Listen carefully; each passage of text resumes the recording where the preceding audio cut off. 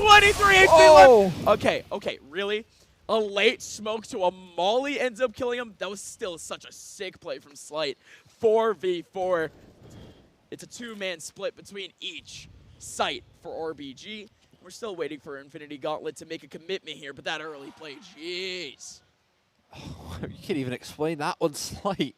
How does he get away with that? Now Walku's on low HP as well. They're committed into this 2-2 setup, and look at these utility usage. They flash in for Banana Wiz. Oh, he might be caught back. Turn, spots out one towards Banana. That's a great bit of information, but will it matter here? The execute rolling on out, and Walku peeks too wide. And now it's Wiz fighting his way back, but look at this. You just have to call it off, give it up, run away, get out of the dodge. No! Shadow, he's gonna find that frag, and now it's Classy and Hex far removed from the situation. It's double digits, and Infinity Gauntlet are making you believe. They are making me believe. Yes, you're actually right. They are indeed making me believe right now. Okay. Here we go again. RBG is going to get reset this round. Actually, you know, I'm not even going to say anything. I'm not even going to say anything. I'm going to let it go. I'm going to let it go. 14-9 is our current situation. No other situation exists at the moment.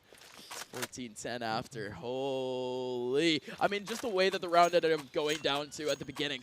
I mean, dude gets full flash. Two players right in front of him. They're just getting pelted.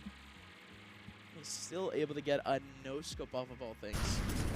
Who goes for a play like this? They were unflashed. They were simply unflashed. I mean, yes, Chop was slightly, I think, but not full by any means. He had him in full view. It just so happened to be that the flash wore off just in time for him to be able to get it, and wow, make that an emote. Oh, man. Holy. Oh. Here we go again. Right back at it. There's, I mean, not the end of the world. 2 weapons saved over. Classy and Hex Sands as well. Those are the 2 names you want those rifles to be in. But still, the rest of the team not rocking with much at the moment. It does seem like Infinity Gauntlet slowly but surely are moving around the map, just taking the systematic control. Wiz, yeah, smokes out. He had a chance, but now it's too late. He's giving it up here now. Out with a nade out. How is he still alive? 2 trades back, but it's still a man advantage for Infinity Gauntlet. Hello, Hex. What?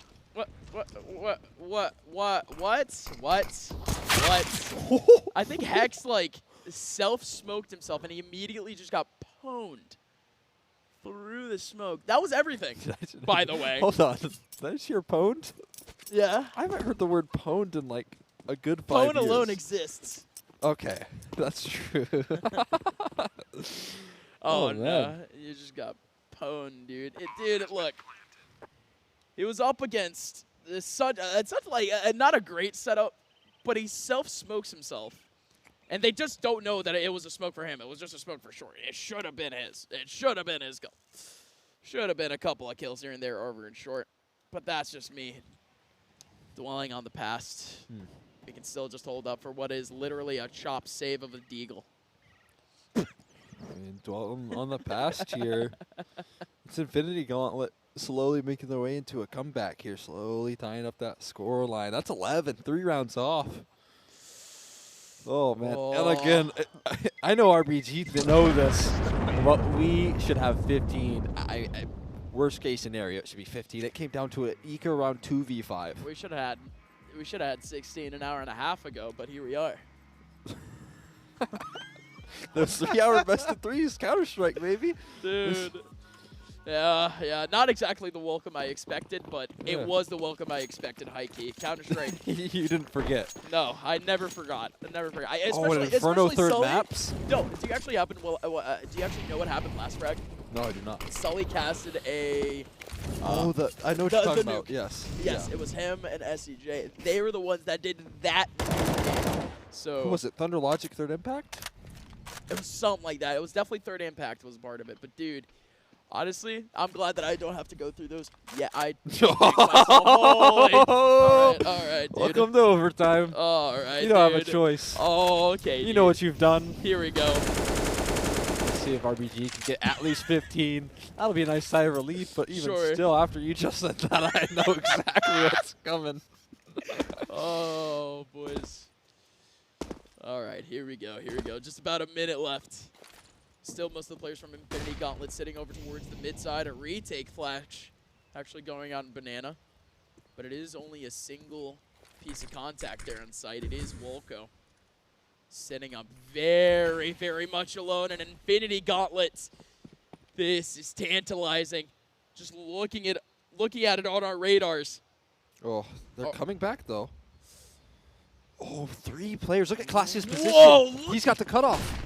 Holy Lord, let's see it then. A couple of players coming back. It's going to be a Wolko with a 2K. He's the only one here in the middle of the night, and he's doing work. Wolko still with the 3rd. More damage being done to Moore. Hexton chop with damage.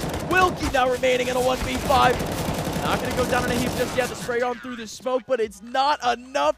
Wolko, we were scared about him more than anyone else, but it is indeed the complete opposite. The complete opposite. We should never be scared for this guy. 3K pressured up. Unbelievable right there. Wolko looking so good right there. Holding that defense alone. And I mean, it was off the back of some nice information made from Classia with that pushing towards apartments, but we'll see if they can close this out.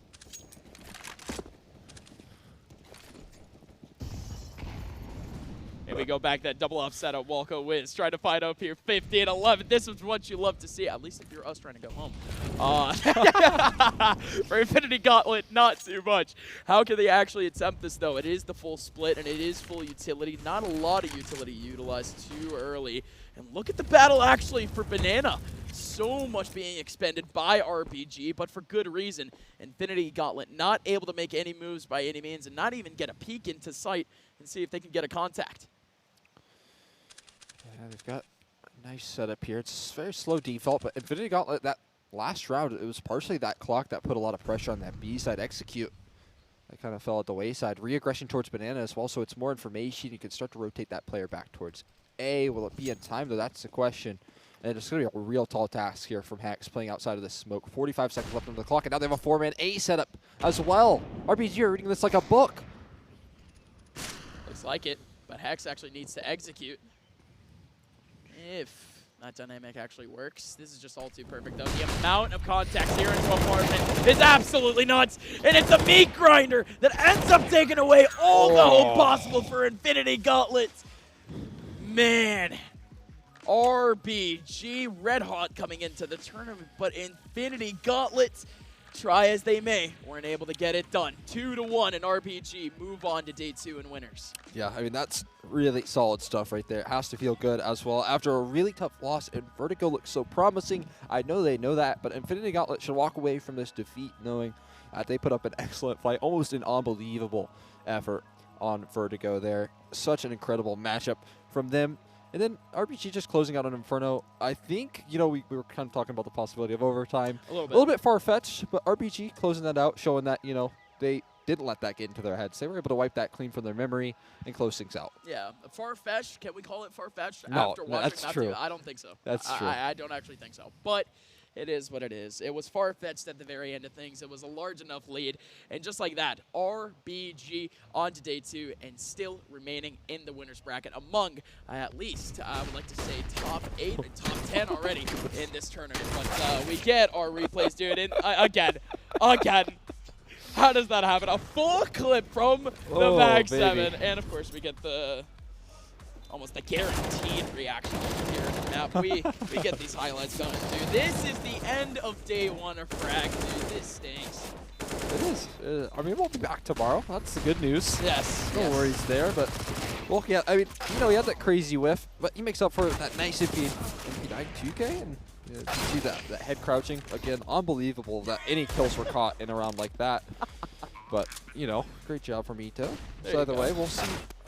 I mean, it was some great play. I think RBG closing this out is a testament to their ability as a team to keep their heads in the game so much more than a lot of other teams are. Okay, but you like the team, but I like Wiz.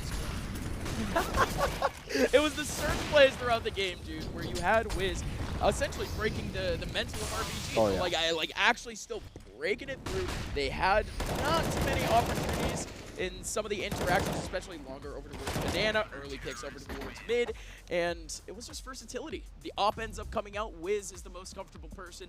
on that gun, on that team, and of course one of the most comfortable people on that gun in this entire venue. So is what it is, folks. RBG, they move on, and here's our bracket going into tomorrow. Let's see it out, actually, because I actually haven't caught up with this. Yeah. Any surprises here? Big chillin' going down on the A stream 2-0 to Bad News Bears. Not surprising by any means. Third, Impact going down in a heap, 2-0 to NA's finest, led up by a certain CXZI. Otherwise, I like that little FFF game against Arrows, 2-1. Don't really know who's on that roster. I'll actually be completely I don't know who honest. Face It Freedom Fighters is, but Arrows are no small roster, so whoever they are. Not at all. That's an absurd victory right there. I'd like to know Yeah. who's on that one. But look at the lower bracket now. I mean, a lot of these interesting matchups. We still have a couple of teams moving on. Infinity Gauntlet obviously kicked down to that lower bracket, but Cold Ass Riding still in there, taking on Touchpoint Gaming tomorrow. X13 and Levitate. I think that should be a great matchup as well. Oh, A lot of good ones in this lower bracket. The same. Yeah. One that could potentially be coming out. Look at this. Detonate versus Third Impact. Holy, if that matchup ends up happening, that is hype to say the least. Also, you just have more. Yeah, you have some formulas here over towards that losers bracket where we could be seeing some very, very spicy matches going into tomorrow and, of course, into Championship Sunday. And, folks, I think it is now time for our Steel Series moment of the day. And what exactly was that moment? We don't we don't have that information just yet, so let's see it. The moment of the match, brought to you, of course, by Wiz. Yeah, I think this is fair. This was a turning point in the matchup. It seemed like RBG could have lost their lead, and considering how Vertigo went, this first gun round was so critical. Look at this last shot as well. I mean, roll it back for us. Give me it again. Oh my God. How does he even do that? He almost can't even see the mouse movement. It's that quick. Yeah, I just wish my mouse did that. That's why I don't have a Steel Series at the moment. Is what it is, folks. Thank you all so much for tuning in. By the way, it is the end of day one here at Fragadelphia 15, but do not fret. LAN North American Counter-Strike comes back tomorrow, same time, same place, just at around 9:30 to 10 p.m. EST. Tune back here to Fragadelphia, and of course, twitch.tv/Fragadelphia2 to tune into both streams and every game live here from the Sun Center in Philadelphia, Pennsylvania. My name is Upmind, joined here by Exner. We'll see you guys tomorrow for more Frag. Delight. This is really, it's tough to communicate exactly how much this means to me after almost 2 years of casting alone in my bedroom at my desk. Like, I haven't worn pants in a year and a half, guys. I'm not sure I need that image in my mind. Now you know. Dai's gonna get the initial pick.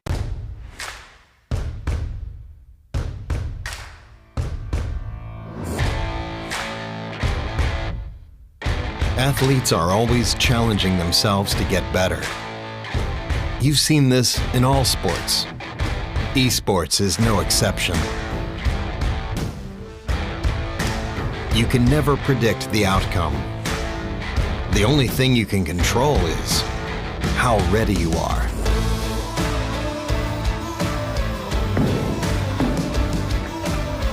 Over and over, players adapt, trying to improve, fighting hard for every percent gained. Give everything you've got to the challenge and show your finest.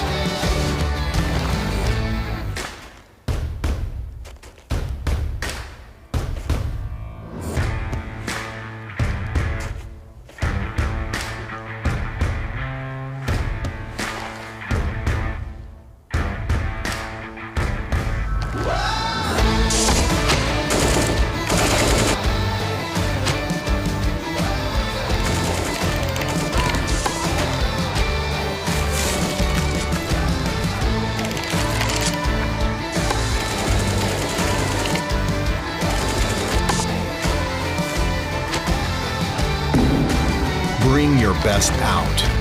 Strive for perfection. It's our goal too.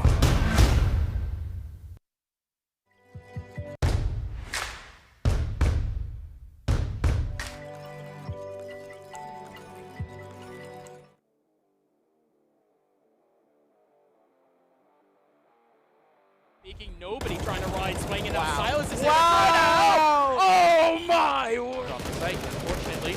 It's going to be be tough to win rounds like that. Lemons will clean up 3, squeezing all the juice out of this position, being chased, but able to get away and finish off the lap. He stayed alive after taking out Swan, but in comes Kojo, couple shots in, and there you go. That's why he bought the up. Oh my god!